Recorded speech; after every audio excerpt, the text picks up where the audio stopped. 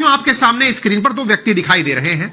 एक तरफ जो व्यक्ति हैं ये हैं धीरेंद्र कृष्ण शास्त्री, और एक तरफ जो व्यक्ति दिखाई दे रहे हैं ये हैं श्याम मानव। चर्चा इन्हीं दो की वजह से शुरू हुई थी। श्याम मानव जो है, इन्होंने एक आरोप लगाया। आरोप था कि बाबा की पोल खुल गई। पोल खुल गई आरोप क्यों लगाया? क्योंकि इसके पीछे की कहानी थी कि इनका मानना था, श्याम मानव का, कि नागपुर में एक सभा का आयोजन किया गया था धीरेंद्र कृष्ण शास्त्री जी के द्वारा। उस सभा के अंदर बाबा को कुछ चैलेंज दिया गया था। चैलेंज था कि वे वहां रुके और श्याम मानव जी के द्वारा जो लोग वहां भेजे जाएं, उन लोगों के बारे में कुछ जानकारी निकालकर बताएं। श्याम मानव जी ये बगैर ही नागपुर छोड़कर भाग गए और इन्होंने हमारी चुनौती स्वीकार नहीं की। हालांकि इनकी बात के बाद में धीरेंद्र कृष्ण शास्त्री जी का बयान आया और उन्होंने कहा कि हमें चैलेंज स्वीकार है, समय के अभाव में हमें नागपुर से जाना पड़ा, फिलहाल हम 2 दिन के लिए रायपुर हैं, रायपुर में दिव्य दरबार चल रहा है, आवश्यकता लगी तो हम 1 दिन और चलाएंगे और उस दिव्य दरबार में लोगों की शंकाएं या फिर जो उनसे जुड़े हुए प्रश्न हैं उनका जवाब देंगे। और अगर चाहते हैं, श्याम मानव चाहते हैं, तो वे रायपुर पधारें, अपनी टीम को लेकर आएं, हम उनके बारे में सारी जानकारी बताएंगे। ना केवल उनके बारे में सारी जानकारी बताएंगे, ना केवल उनके बारे में बताएंगे, बल्कि उनके आने जाने का खर्च भी हम उठाने को तैयार हैं। ऐसा कहते हुए धीरेंद्र कृष्ण शास्त्री जी के द्वारा अपना बयान दिया गया। अपने चैलेंज को देने के बाद उन्हें यह नहीं पता था श्याम मानव आएंगे या नहीं आएंगे, लेकिन धीरेंद्र कृष्ण शास्त्री ने चैलेंज देने के बाद रायपुर में अपनी सभा का आयोजन किया। और जब अपनी सभा का आयोजन किया तो यह ओपन चैलेंज देकर किया कि मैं अब चुनौती लेने को तैयार हूं। जो भी व्यक्ति मेरे सामने आकर यह कहता है कि उसके बारे में कुछ बताया जाए तो यह ओपन चैलेंज है और मैं यहां पर सनातन धर्म का झंडा गाड़ता हूं और यह कहता हूं कि यदि किसी व्यक्ति को आकर मेरे समक्ष कुछ सवाल पूछने हैं तो उसका सदैव स्वागत है। और ओपन चैलेंज दिया गया मीडिया के सामने, सभी लोगों के सामने, जहां हजारों की भीड़ उपस्थित थी, और भीड़ के सामने इन्होंने ओपन चैलेंज देते हुए कहा कि मेरे सामने आकर बैठ जाइए, जो भी मेरे ऊपर अपने गुरुदेव की या बागेश्वर धाम बालाजी की कृपा होगी, उनके आशीर्वाद से जो भी मैं उस व्यक्ति के बारे में बता पाऊंगा वो बताने की पूरी कोशिश करूंगा। अपने बारे में स्पष्ट करते हुए कहा कि मैं कोई जादूगर नहीं हूं, मेरे ऊपर जो मेहर होती है, मेरे ऊपर जो आशीर्वाद ईश्वर का आता है, जो मुझ तक सूचना ईश्वर खुद देते हैं, वो मैं जनता को बता देता हूं। देखिए, चूंकि इनके द्वारा जो काम किया जा रहा है उस पर सामान्यतया किसी को विश्वास हो ही नहीं पाता कि कोई व्यक्ति कैसे संभव है कि हजारों की भीड़ में से किसी अज्ञात व्यक्ति को बुलाता है, अज्ञात व्यक्ति को बुलाकर उसके बारे में सारी जानकारी प्रस्तुत कर देता है। उसका नाम, पता, घर का एड्रेस, घर में रखा सामान, उसके शरीर में हुई दिक्कत, सब कुछ वो व्यक्ति बता कैसे देता है हजारों लोगों की भीड़ के सामने। तो ऐसा करते हुए इन्होंने, धीरेंद्र कृष्ण शास्त्री जी ने अपने द्वारा पब्लिक में ओपन चैलेंज दिया दिव्य दरबार में। और ओपन चैलेंज देते हुए एक पत्रकार को बुलाया, और पत्रकार को बुलाते समय इन्होंने क्या किया कि ओपन चैलेंज के अंदर जो पत्रकार बैठे थे उनमें से कहा कि जिस पत्रकार के चाचा का नाम ये हो वो मेरे सामने आ जाए। साहब, ये चाचा के जो पत्रकार हैं ये पहुंचते हैं और इनके साथ क्या घटनाक्रम हुआ वो मैं आपको अब आगे आने वाले घटनाक्रम में बताऊंगा। तो साथियों, उस समय हुआ क्या, अब मैं आपको वो घटनाक्रम बताने जा रहा हूं जिसके कारण ये विषय वस्तु बनकर आई है। तो साहब, रायपुर की घटना है, एबीपी लाइव ने इस बात को कवर किया है। क्यों कवर किया है उसके पीछे का कारण बता देता हूं। असल में एक इस तरह का समागम आयोजित किया गया, दिव्य दरबार आयोजित किया गया। धीरेंद्र कृष्ण शास्त्री जी के द्वारा भीड़ में बैठे हुए लोगों को आह्वान दिया गया कि जो भी व्यक्ति अगर भीड़ में से जिसके चाचा का नाम, यहां पर चाचा का नाम पुकार करके धीरेंद्र कृष्ण शास्त्री जी ने कहा, यहां पर शास्त्री जी के द्वारा भीड़ में, इतनी बड़ी भीड़ में आह्वान दिया गया कि जिनके भी चाचा का नाम ये हो वो पत्रकार उठ के सामने आ जाए। ये पत्रकार उठकर चले गए। इन पत्रकार के सामने ये कहा गया कि क्या आपके भाई का नाम ये है? इन्होंने कहा हां। क्या आपकी भतीजी का नाम ये है? बोले हां। क्या आपके भाई ने हाल ही में गृह प्रवेश किया है? बोले हां। इन तीनों बातों को बताने के बाद में ये पत्रकार खुद स्तब्ध रह गए और इन्होंने कहा कि मैं खुद 3 दिन से आपके दरबार में उपस्थित होकर के आपके सच को दुनिया को दिखाने का प्रयास कर रहा था। अर्थात अगर कुछ भी ऐसा मिले जिसमें लीकेज हो वो मैं दुनिया को दिखाना चाह रहा था। ये वो पत्रकार हैं जिन्होंने 1 दिन पहले भी शास्त्री जी का इंटरव्यू किया था और जानने का प्रयास किया था कि ये सब कुछ कैसे करते हैं।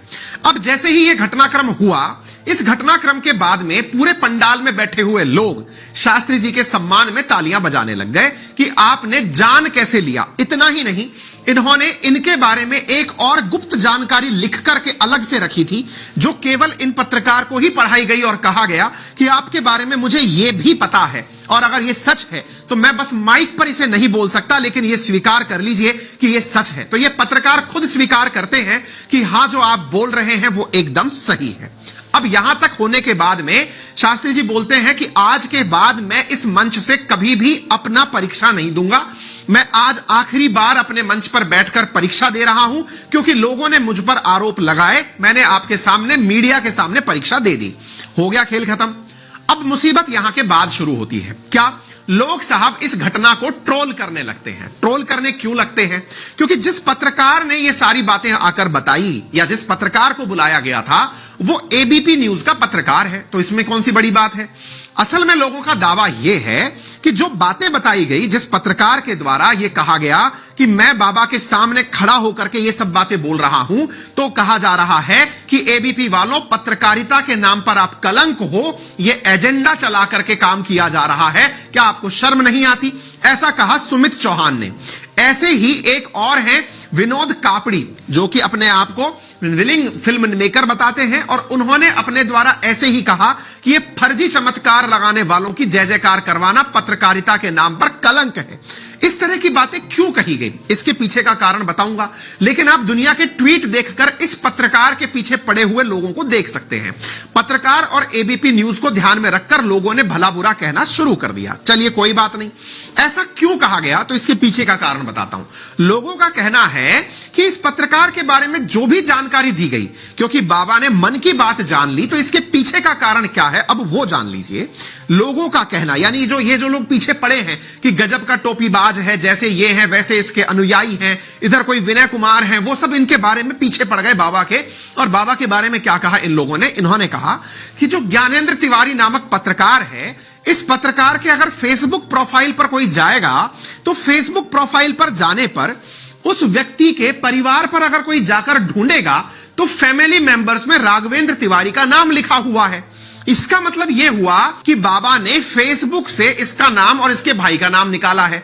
इतना ही नहीं, फेसबुक पर अगर जाओगे तो पता चलेगा ज्ञानेंद्र तिवारी ने कुछ दिन पहले अपने बड़े भाई साहब के गृह प्रवेश का जो दिन है उसको याद किया था, वो बोले उनके फेसबुक पर डला हुआ है।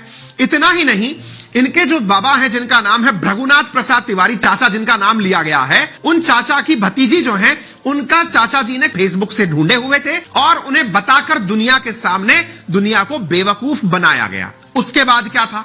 जैसे ही ये बात बाहर आती है, लोगों का आरोप बाबा के ऊपर लगाया जाता है, तो जैसे ही ये वाली बात निकलकर आती है, फिर अगला सवाल बनता है। और अगला सवाल क्या बनता है? अब इसके बाद में घटनाक्रम निकलकर आता है कि जो बाबा है, इस बाबा ने अपने द्वारा पूरा की पूरा फेसबुक से ज्ञान लेकर के दुनिया के सामने निकाल कर बताया है। अब फेसबुक का ज्ञान अगर चुनौती बना, तो भाई साहब उनके पक्ष में भी लोग उतर कर आ गए, बाबा के पक्ष में। और बाबा के पक्ष में जो लोग उतर कर आए, उन्होंने कहा I am Hindu, I support Bageshwar Dham. लोग इस प्रकार से इनके समर्थन में उतरकर पोस्ट करने लग गए। बागेश्वर बालाजी सन्यासी महाराज का समर्थन, ये सब चीजें हो रही थी। इस बीच में अब स्टैंड आता है कि सर आप क्या सोचते हैं, एक तो ये बता दो, दूसरा ये हो क्या रहा है ये बता दो, है ना। चलिए, तो मैं अपना स्टैंड रख ही देता। देखिए, इस घटनाक्रम में जिस बात को लेकर बताया गया है कि बाबा फेसबुक से देख करके दुनिया के सामने सारा डेटा दे रहे थे। नंबर एक, सबसे पहले यहीं से शुरू कर लेते हैं कि अगर फेसबुक से देखकर बाबा दे रहे थे, तो सबसे पहला तो आंसर यह है जो मेरी तरफ से है कि बाबा ने अगर फेसबुक से देख करके भी जवाब दिया, भाई सीधी सी बात है ना, अपन तो एक सिंपल साधारण नागरिक की तरह बात कर लेते हैं। आप और हम कोई ना तो पत्रकार है ना कुछ है, सर्वसामान्य की तरह अपन बात कर लेते हैं। भाई साहब, अगर बाबा ने फेसबुक से देख करके भी जवाब दिया ना, तो भी ये बाबा है ना, हम सबसे ऊपर का बुद्धिमान आदमी है। चलो एक बार में इस बात को रफा दफा करते हैं। क्या बोल रहा हूं मैं? बाबा ने माना कि फेसबुक से जवाब दिया, पहला पॉइंट। अभी तो और तर्क वितर्क तो बाद में कर लेंगे हम। पहला तर्क है ये कि अगर बाबा ने फेसबुक से देख करके भी किसी व्यक्ति के 3 या 4 नाम बता दिए, अब मैं इसका आपको तार्किक आंसर दे देता हूं, उसके बाद में अपन और 150 दिन में से वो प्रतिदिन 50 व्यक्ति का भी जानकारी या पर्चा बता रहा हो। ध्यान से सुनिएगा, 4 फैक्ट प्रतिदिन 50 नागरिकों के बारे में याद करके आए, यानी एक दिन में 200 फैक्ट याद कर रहा है। 200 फैक्ट याद करके वो व्यक्ति 150 दिन इस प्रकार का परिचय दे दे।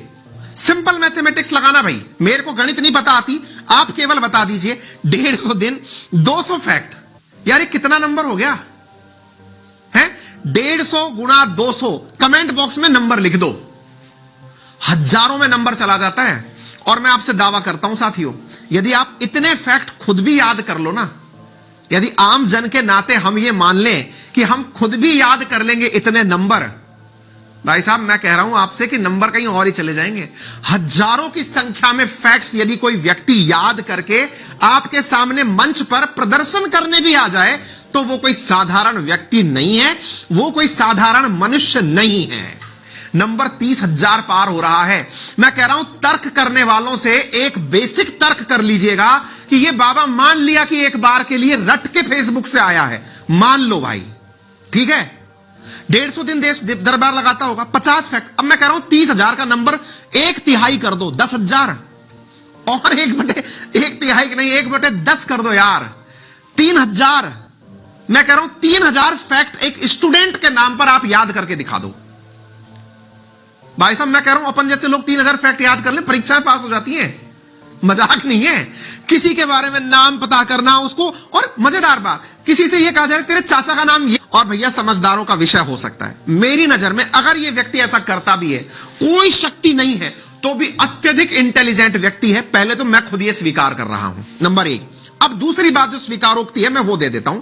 दूसरी स्वीकारोक्ति मेरी तरफ से यह है कि इस व्यक्ति के पास अगर कोई दिव्य शक्ति भी हो तो इससे मैं इनकार नहीं कर सकता, क्योंकि मैं खुद ऐसे संस्कारों और ऐसे परिवेश में पढ़ा हूं। मैं जिस सनातन धर्म संस्कृति की पालना करता हूं, मैं आज तक ऐसे किस्से कहानियों के साथ जीता आया हूं। जिस तरह के ईश्वर में मेरी श्रद्धा है, जिस तरह के ईश्वर में मेरा विश्वास है, और मुझे यह विश्वास है कि ऐसी दैवीय शक्तियां होती हैं जो लोगों के बारे में बहुत सी जानकारियां आपको उसी महिमा मंडन से बता देती हैं। तो मुझे दिव्य शक्तियां होती हैं, मंत्रों में शक्तियां होती हैं, इस बात पर 1% गुरेज नहीं है। हां, इनके पास है या नहीं, यह मैं सर्टिफिकेट बांटने वाला कोई कोर्ट नहीं हूं, मैं कोई जज नहीं हूं। मैं अपनी राय कहां रख रहा हूं, जहां आपने मुझसे मांगा था कि सर अपने आपकी क्या राय है वो जरूर बताइएगा, क्योंकि आपने लास्ट सेशन में मुद्दा बताया था, अपनी राय नहीं बताई थी। तो भाई मैंने अपनी राय के नाम पर, अगर यह व्यक्ति सबके फैक्ट याद करके आता है तो अत्यधिक इंटेलिजेंट है। नंबर दूसरा, अगर इनके पास कोई सिद्धि है तो मैं इनकार नहीं कर सकता, क्योंकि सिद्धियों में वो क्षमता होती है। मैं आपको एक कहानी रिकमेंड किया था लास्ट टाइम, अगर याद हो आपको, तो मैंने आपको चंद्रा स्वामी की कहानी कहा था, रिकमेंड की थी, अगर समय मिले तो पढ़ के आना। आपको जानकर आश्चर्य होगा, चंद्रा स्वामी ने भारत के विदेश मंत्री हुआ करते थे नटवर सिंह। नटवर सिंह के सामने मार्गरेट थेरेसा थी या कौन सी थी, थेरेसा मे थी या कौन थी, नाम भूल गया यार, मैं खुद नाम भूल जा रहा हूं, है ना। ये नाम यदि ये याद रख लेता तो बहुत बड़ी बात है। भाई साहब उन्होंने इंग्लैंड की एक प्रधानमंत्री के बारे में यह बोल दिया था उनके सामने, जबकि वो केवल उस समय अपोजिशन की लीडर थी। चंद्रा स्वामी ने बोला था कि आप या तो 9 साल के लिए या 11 साल के लिए या फिर 13 साल के लिए प्रधानमंत्री रहेंगी।